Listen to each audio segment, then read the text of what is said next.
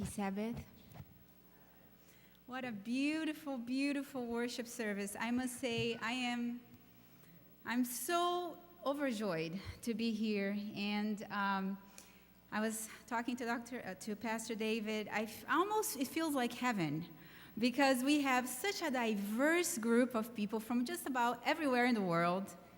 We have the most beautiful praise and worship group leading us, and just to hear the congregation really praising our God, I just feel so blessed. I feel like we could just say a prayer and go home.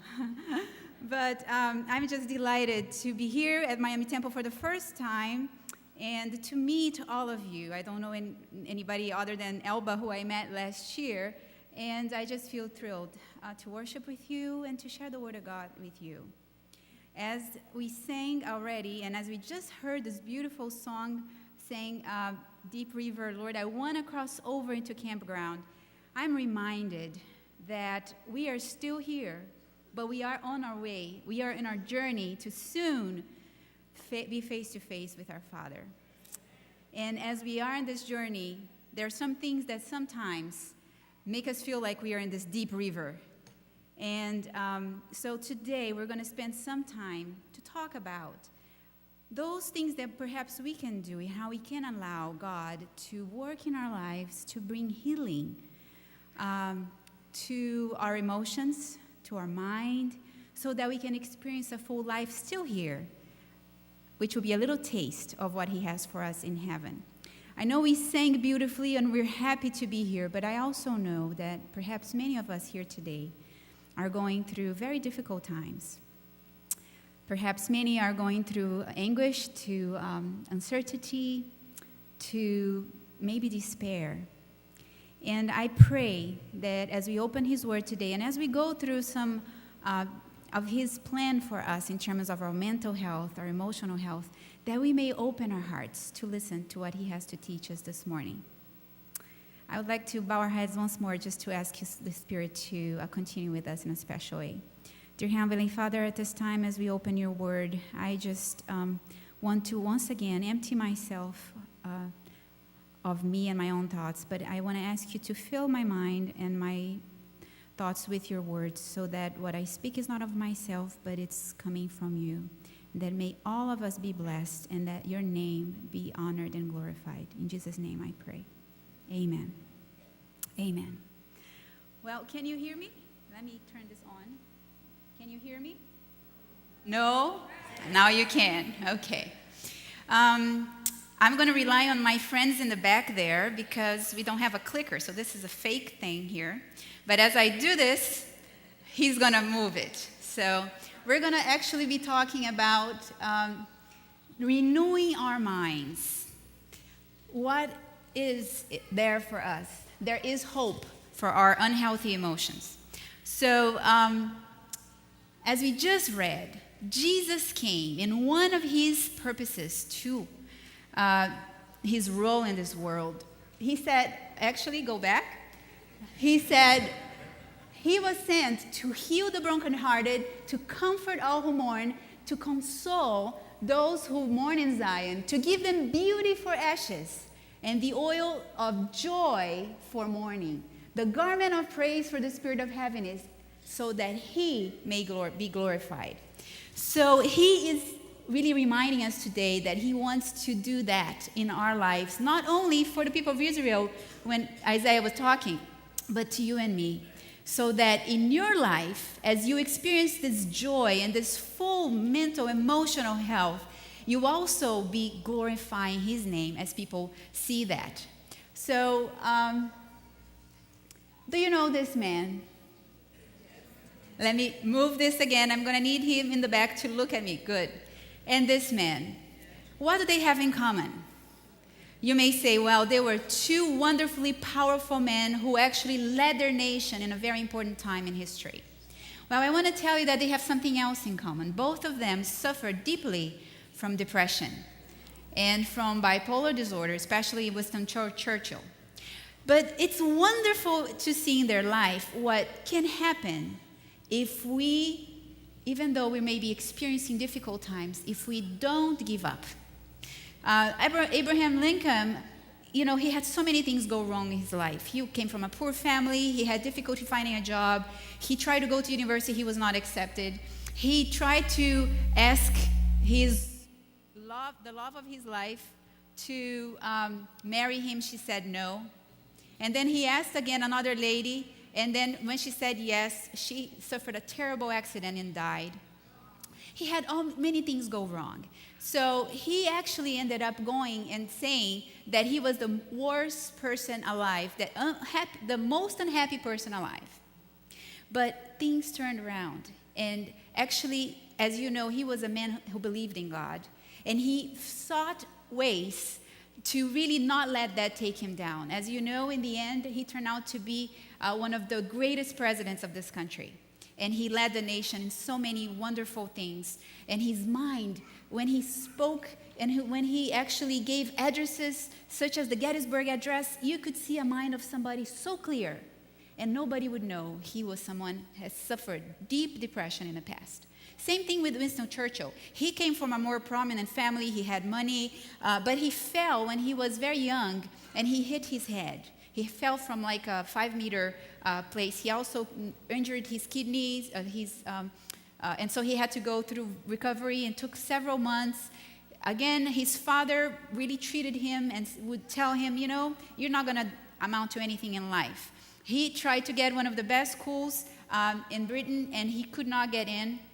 And his father would say to him, see, you're not going to do anything in life.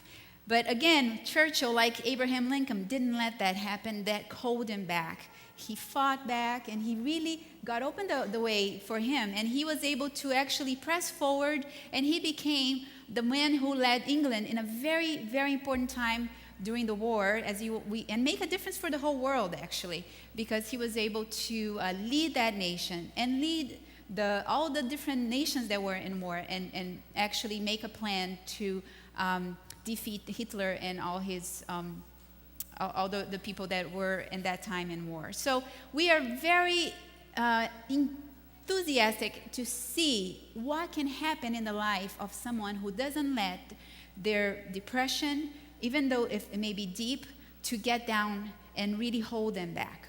They all apparently had very many battles in their role as leaders of the nations, but the worst battles they had was in their own mind, with their own selves. And so today we'll be talking about that a little bit. To deal with the mind is the greatest work ever committed to man, says the inspired word.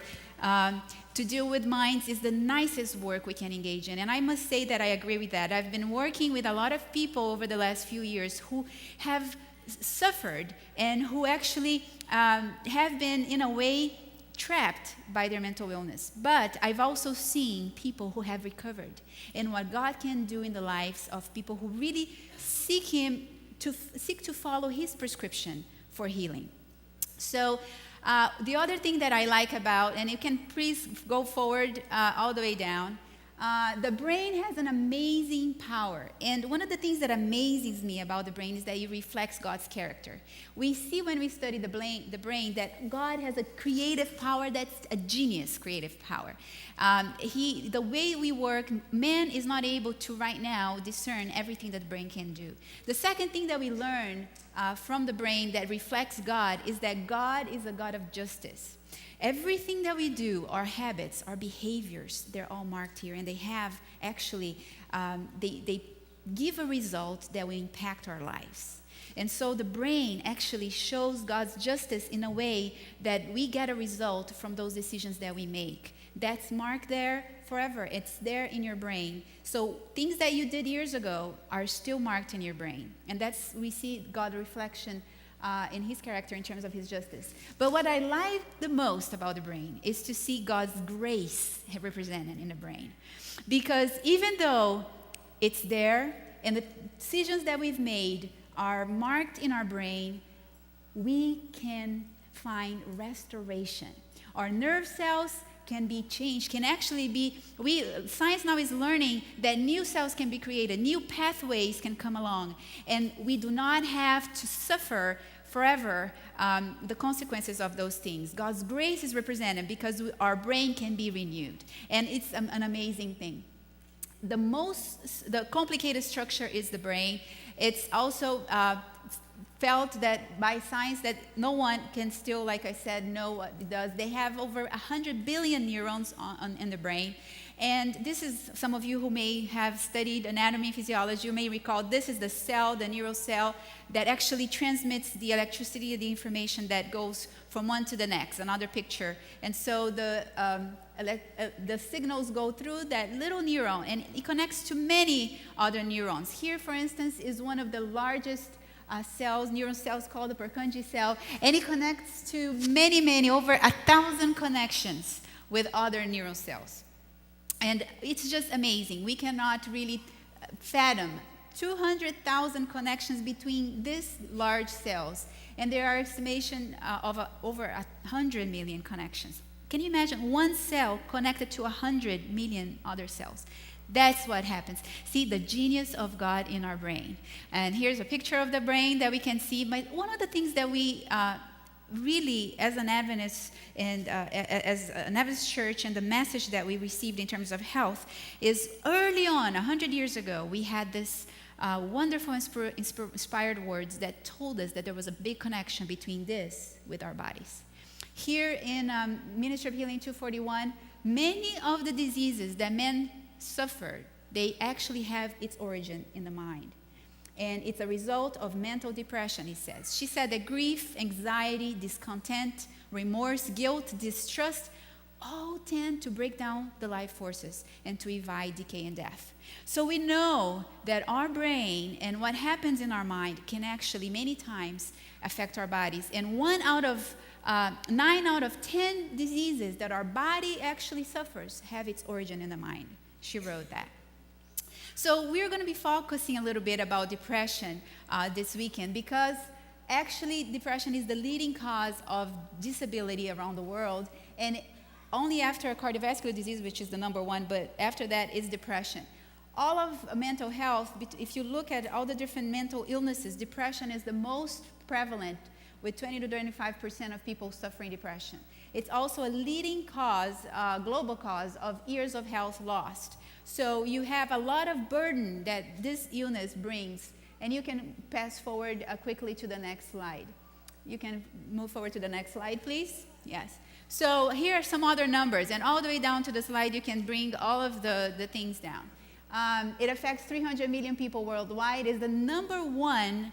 It's going to be in the next few years, actually the next 10 years, they think, the number one disease. And it costs over $100 billion just in the U.S. And as a nurse practitioner, I work in internal medicine practice, which normally people don't go there necessarily for depression. They go there with GI problems, with other problems. But what we find, and actually it's been documented, that out of 3 people that go to an internist, 1 of them have either anxiety or depression, because it's so connected, this connection with depression and the body and the other diseases. 10 to 15% of women experience it during pregnancy, and up to 40% of people live with this. The ones that have HIV have depression. 15 to 20% of people with depression commit suicide, so it's a huge problem in that sense, and 1 million people commit suicide every year around the world. So it's a huge thing. And the thing is that you and I are at risk. Actually, 99% of people by age 70, they will experience some form of depression in their lives. It's just the way it is, because of the losses that we go through. Not necessarily the major depression, but situational depression and other mild forms of depression. Women are particularly at risk. Out of 4 women, 1 of them usually has a risk for depression. And in the case of men, 1 in 8 have the risk for depression. So it's a huge risk. But there's a lot of myths, and you can go down through the myths in the back. A lot of myths that are related to this. One of them is that it's only an endogenous problem. Oh, it's a chemical imbalance. There's nothing you can do. If you're born with this, that's it. Another one is, oh, it's laziness.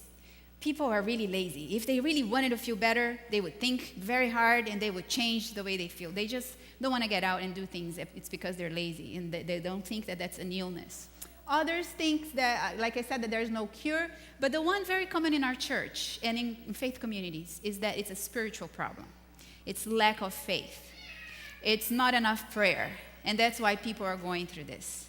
And unfortunately, that's very sad because somebody can be a very spiritual person and have faith and still have depression.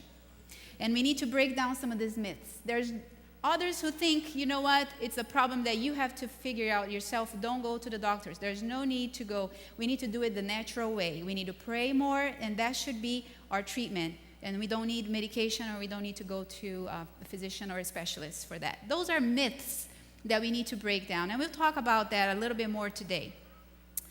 The truth is that after a lot of research, if you look down, you see that there are 10 major causes of depression.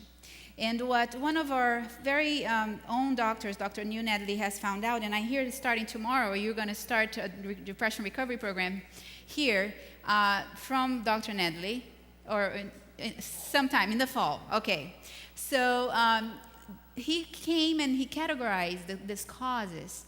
And I haven't heard anybody out there in the current world of mental health that actually understands depression and its causes as Dr. New Natalie does, and the amazing results that he has of people that go through his program. And he isolated over 100 causes of depression into those 10 categories.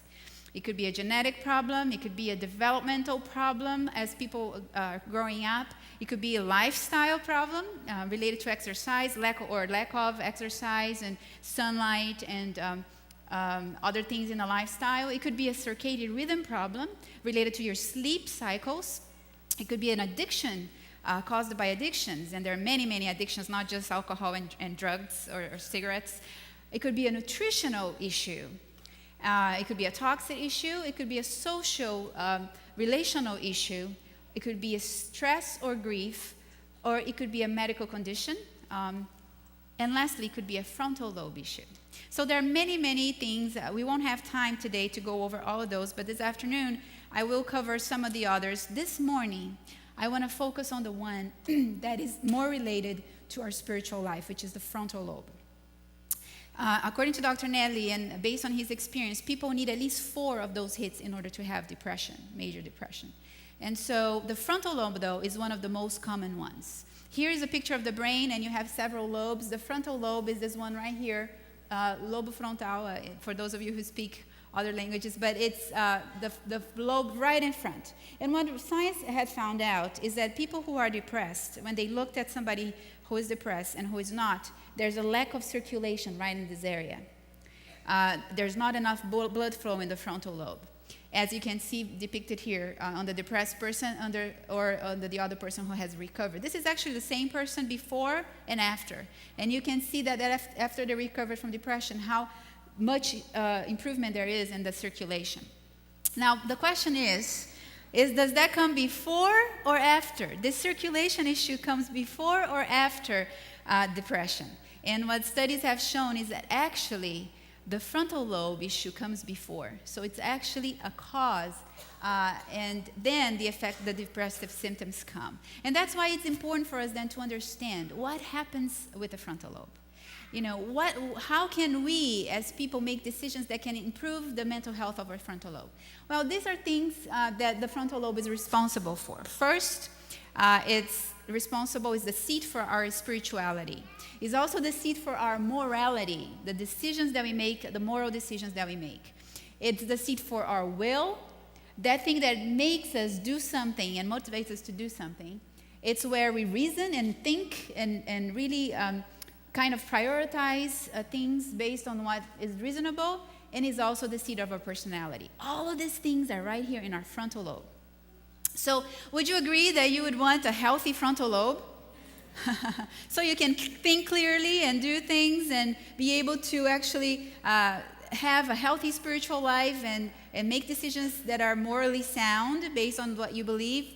I think you will all agree. Well, with depressed people, there's issues with the frontal lobe normally. And most of the time, it's the most common hit in people who have depression. So let's look a little bit about the sizes of the frontal lobe. This is on the left. The cat has only 3.5% of his brain is frontal lobe. As you can imagine, he doesn't need to make too many big decisions in life, right? And he is not, if you think about it, cat has a personality, but they don't really attach to you as dogs do. See, look at dogs. 7% of the dog's brain is central lobe. Have you noticed how they're more affectionate sometimes? They seem to be more loyal than the cat. Then you move over to the monkey. 17% of a monkey's brain is their frontal lobe. They're a little bit more able to engage, make some more decisions. You can train the monkeys to do other things, perhaps more than you would a dog. But look at men. 33% of our brain is our frontal lobe. Because God made us that way. He gave us something, freedom of choice. He gave us the ability to reason like Him. And so we have a special thing that other animals don't do and makes us different. It's our frontal lobe. So moving forward, I want to tell you the effects of a compromised frontal lobe. If your frontal lobe is not healthy, you're going to have a moral impairment in the behaviors that you do. You're going to have social impairment. You're going to have difficulty loving somebody unconditionally and expressing empathy and love for your family. There's a lack of foresight. There's an impairment in your reasoning and your abstract thinking, and a loss of empathy, and a lack of restraint. Hard for people who have a frontal lobe injury to contain themselves and have self-control.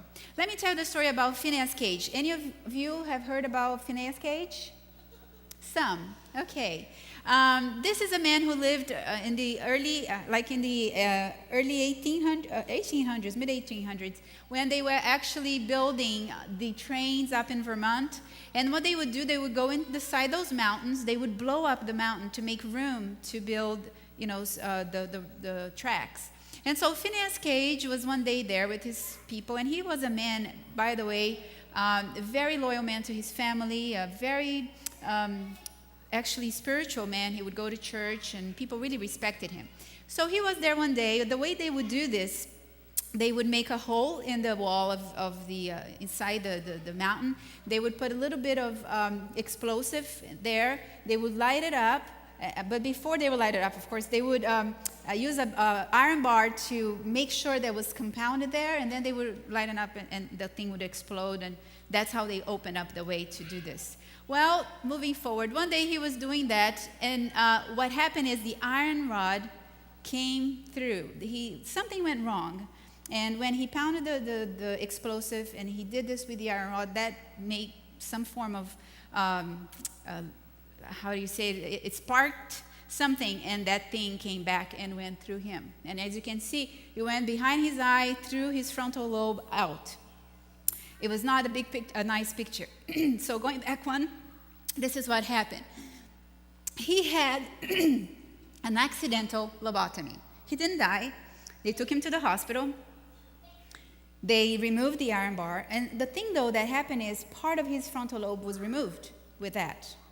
And so he was speaking, he was breathing, there was no problem. He went back home. And he was living life as though normally. The problem is that he was a different man, right?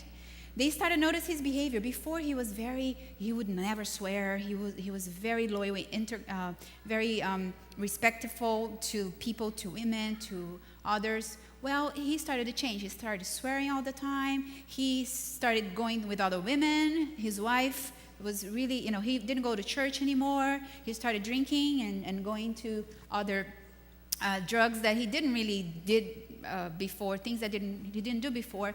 He actually left his family, and he lost his job, and his behavior was totally changed. His personality was a different personality. And people started looking at this at that time and said, this is something strange. And they started to study, and that's how they started to find out that the frontal lobe actually was responsible for some of these things. And today, if you go to Harvard University, you're going to find his skull there, and the story about Phineas Cage and what happened.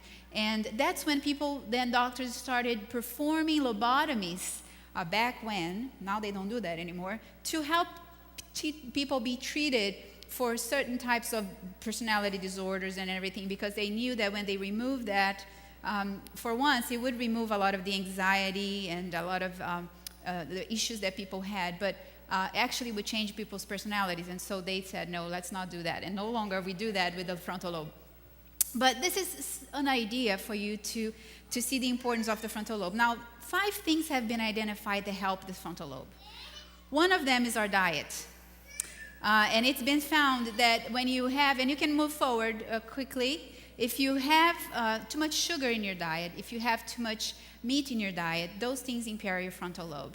And I'm going to go briefly through these things here. This is the best diet that research shows. Fruits, vegetables, legumes, whole grains, nuts, with a lot of omega-3. This is the best diet for your brain, okay? Moving forward, this is one study done by Dean Ornish that demonstrated that vegetarians actually improve their mental health and mental well-being and experience more pleasure and less depression when they actually compare that group with the group that had regular diets. So we know through many studies, this is one of them, that a healthy diet like that is better for the brain.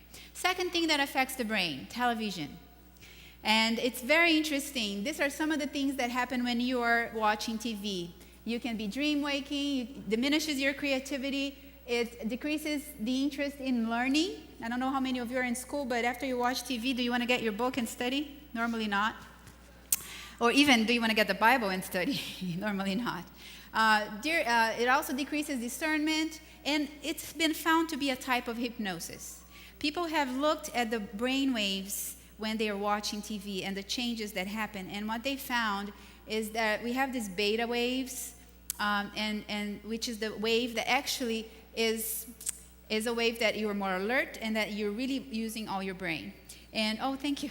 And then when people are in hypnosis or when you are watching TV in the beginning, that wave changes into the beta waves, the regular wave changes into beta wave within 3 minutes.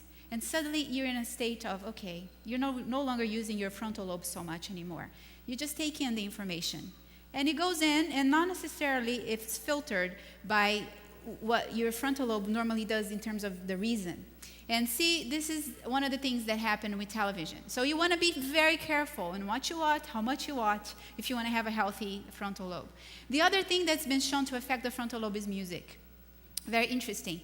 Music enters the brain through its emotional regions in the temporal lobe, and then it goes to the limbic system, and that's why music is so linked to our emotions. You can hear a song, and suddenly a certain emotion comes in, and sudden memory comes in. But what happens with music is that unbeaten music is not necessarily uplifting music. People think I want to feel good, I want to have a very happy song, so I need a lot of beats and rhythm in the song. But they found that that's not lasting in terms of making people feel good. Other kinds of music like this will evoke, as it says here, very little frontal lobe response. And what happens is that there's not a filter for moral and logic thinking that comes when you're listening to a lot of upbeat music. So the best music that has been shown is actually classical music. That has been shown to actually help the brain and improve the brain. And as you know, our songs that hymns and things like that come from a classical origin, they actually can uplift the mind, and it's been used as treatment for depression in many times. Another type of thing that affects our brain is going against conscience.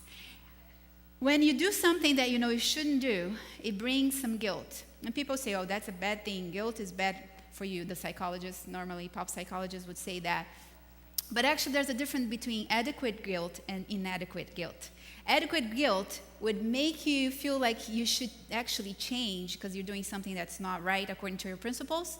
Whereas inadequate guilt is not going to move into that. It's just going to make you feel bad. See how terrible you are? You're not ever going to be able to change. And it's that other kind of pull you down type of guilt. The adequate guilt moves you into improving, going back to God and changing your behavior.